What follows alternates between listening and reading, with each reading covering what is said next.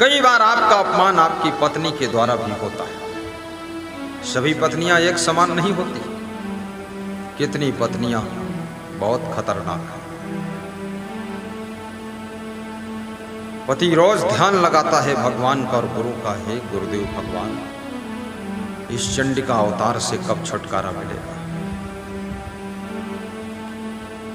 और कई बार पति के द्वारा तुम्हारा अपमान होता है, फिर पत्नी का मन दुखी होता है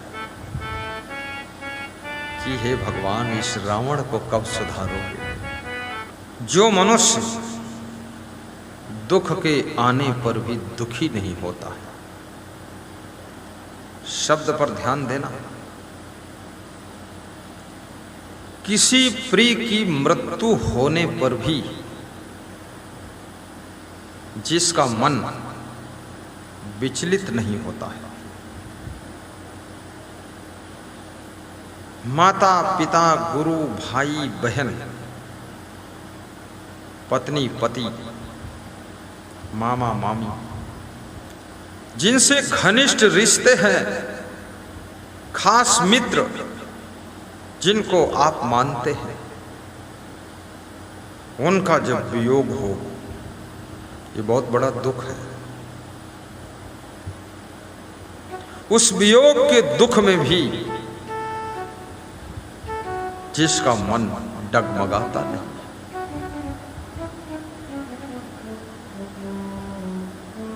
अपने लक्ष्य से, कर्तव्य से, धर्म से विचलित नहीं होता।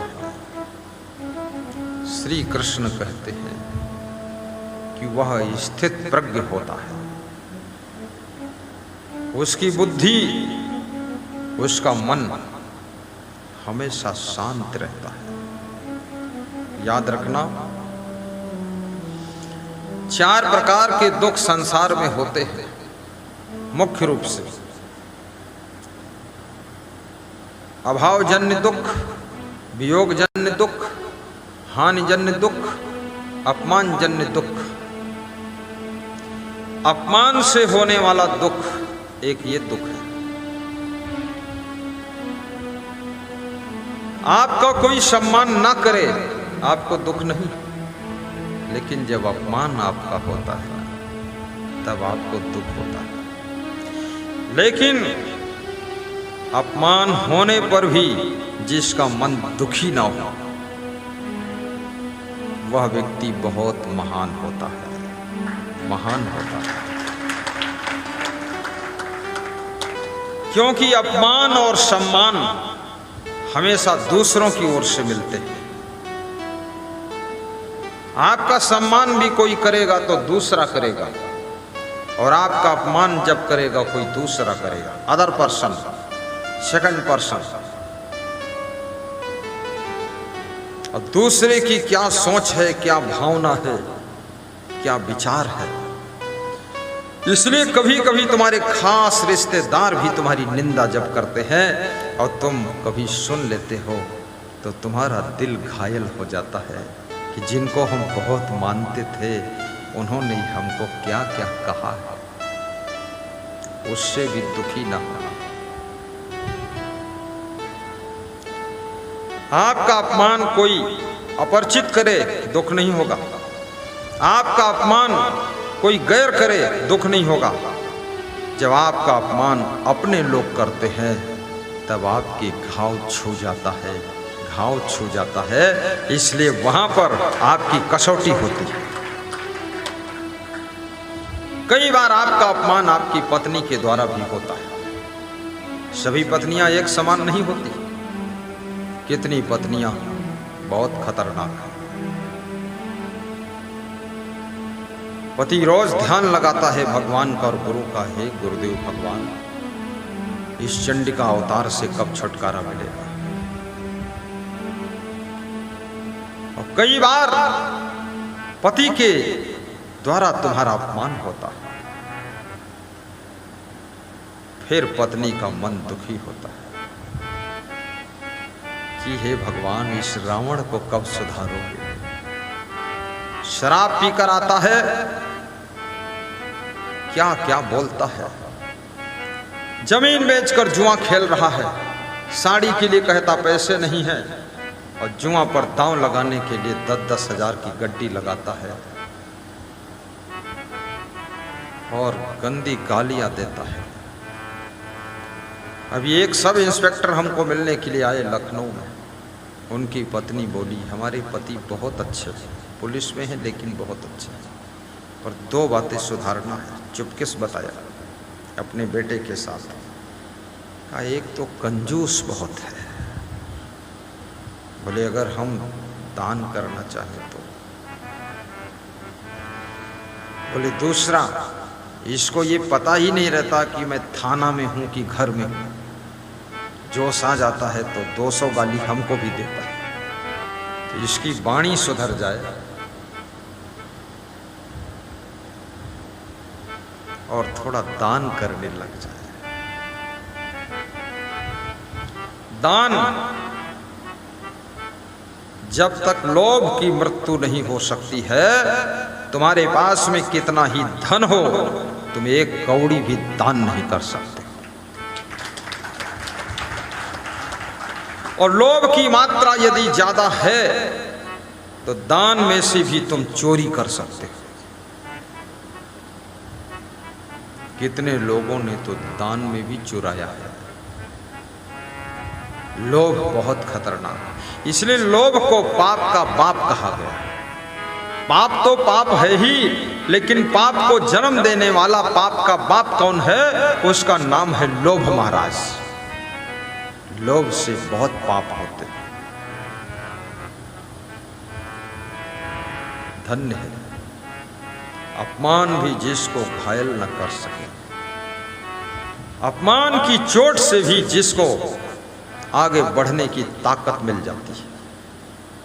याद रखना, सम्मान ज्यादा खतरनाक है। सम्मान में तुम भूल जाते हो, सम्मान में तुम फूल जाते हो, सम्मान में तुम अपने आप को कुछ और मान बैठते हो, और सम्मान में तुम सो जाते हो, सम्मान में तुम बेहोश हो जाते हो। लेकिन अपमान तुम्हारी बेहोशी को तोड़ने का काम करता है और तुम जाग जाते हो और बहुत कुछ करने के लिए तैयार हो जाते हो।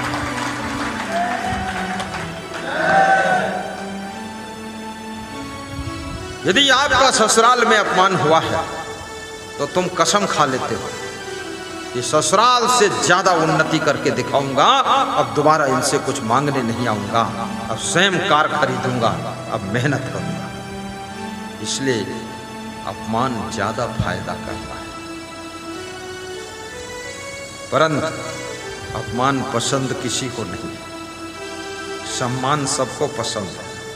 सब लोग सम्मान लाइक करते हैं और सब बताते रहते हैं, अरे हम वहां जाते हैं, हमको सब रिस्पेक्ट करते हैं,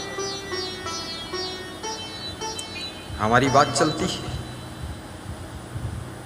ये बात चलाने का अहंकार भी छोड़ दीजिए और अपने आप को इन चीजों से भी फ्री कर लीजिए। और जो सम्मान, अपमान, अभिमान और मान और गुमान, इन सब चीजों से ऊपर उठ जाता है, वो भगवान होता है, महान होता है, और वो जहां रहता है वहीं पर उसका स्वर्ग रहता है। सम्मान की भूख न हो, अपमान की चोट न लगे, अभिमान का स्थान न हो और गुमान के लिए दिल में जगह न हो, फिर आप दिन भर मुस्कराते रहो। और याद रखना, इस संसार में कर्म योगियों का सम्मान होता है, आलसियों का नहीं। कर्म योगी बनो। कबीर साहब ने भी कहा है, क्या कहा है? कर्म करे वाही चित दीजे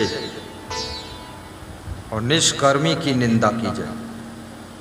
कबीर साहब ने कहा, जो कर्म नहीं कर रहा है, आलसी है, निखट्टू है, कामचोर है, माटी का धोंधा है, उसकी निंदा करो। कबीर साहब कहते हैं, इसको कहो कि आलसी हो तुम, क्यों नहीं कहते? कितनी लेडीज भी बहुत आलसी है, दिन भर लेटी रहती है। पति पूछता क्यों लेटी हो, तो बोलती है सिर दर्द है। फिर पति खेत से आता है, बोले अब क्यों लेटी हो, बोले अब कमर दर्द है। फिर पति स्नान करके आता, बोले अब क्या है, बोले पेट में दर्द है। तो पति सोचता है अब इसके सब जगह दर्द ही है, अब दवा इतनी कहाँ मिलेगी, इतनी दर्द पैदा किया है। और दर्द काम ना करने से आपके शरीर की हर जॉइंट में, रग रग में मीठी मीठी दर्द पैदा हो जाती है। और जब तुम व्यायाम करते हो, काम करते हो, मेहनत करते हो, पसीना निकलता है, तो सारी दर्द दूर हो जाती है और बिना दवा के ही दर्द ठीक हो जाता है। इसलिए तादाद से ज्यादा बिस्तर पर लेटिए मत, तादाद से ज्यादा बैठे भी मत रहिए, तादाद से ज्यादा सोना भी गलत है। जिंदगी आपकी है, सोकर गंवा दो, बैठकर गंवा दो, खीसे काट कर गंवा दो, पान ठेलब खड़े खड़े गंवा दो, जुआ खेल कर गंवा दो, ताश खेल कर गंवा दो, गप्पा मार कर गंवा दो, इधर उधर घूमने में गंवा दो, पिकनिक मनाने में कुल्लू और मनाली। कहाँ गए थे, बोले मनाली और कुल्लू। कौन कौन गए थे, पत्नी और मैं उल्लू। घूम के आए मनाली कुल्लू। वहाँ क्या है, पहाड़ है, नदी है, बस जंगल वंगल है, और कुल्लू में रखा क्या है, कुछ नहीं है। चूक जाओ, गाड़ी खाड़ी में गिर जाए, बात खत्म। गए थे मनाली कुल्लू, टाइम पास मत करो। अनर्थकम विप्रवासम गृहभ्या पापई संधि परदारा विमर्शम दंभम स्तैन्यम पैशनम मद्यपानम चा यश सुखी सदैव। विदुर जी कहते हैं कि हे धृतराष्ट्र, जो निरर्थक इधर उधर घूमता नहीं है, पिकनिक नहीं मनाता है, अपने मुख्य लक्ष्य के कार्यों में प्रवृत्त रहता है, उसके जीवन में कभी दुख नहीं आता है, कभी दुख नहीं आता है।